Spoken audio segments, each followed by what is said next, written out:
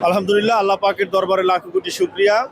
যে প্রথমেই মহান রবের শুকরিয়া জ্ঞাপন করছি যে বাংলাদেশের সর্বশ্রেষ্ঠ একটি জানাজায় আমি অংশগ্রহণ করতে পেরেছি।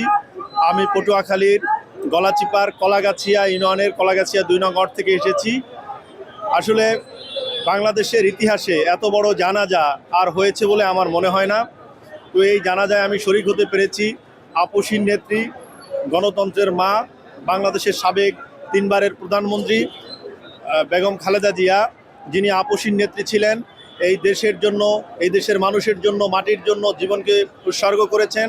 তার জানাজায় শরীক হতে পেরে আমি অত্যন্ত আল্লাহর কাছে শুকরিয়া আদায় করছি। এবং খুব মনোরম পরিবেশে এই জানাজাটি অনুষ্ঠিত হয়েছে।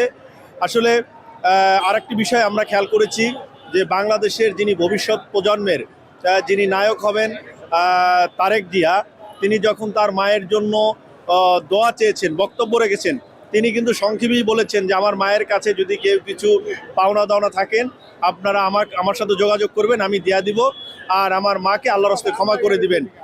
এই যে ঐতিহাসিক দিনে সময়কে তিনি না বাড়িয়ে সংক্ষিপ্ত আকারে তিনি বক্তব্য প্রদান করে জনগণের হৃদয় আরও কেড়ে নিয়েছেন। আল্লাহ রাব্বুল আলামিন এই মহিষী নারীকে জান্নাতুল ফেরদাউস নসিব করুন। আল্লাহ তার জীবনের সমস্ত গুনাহ খাতা আল্লাহ মাফ করে দিন।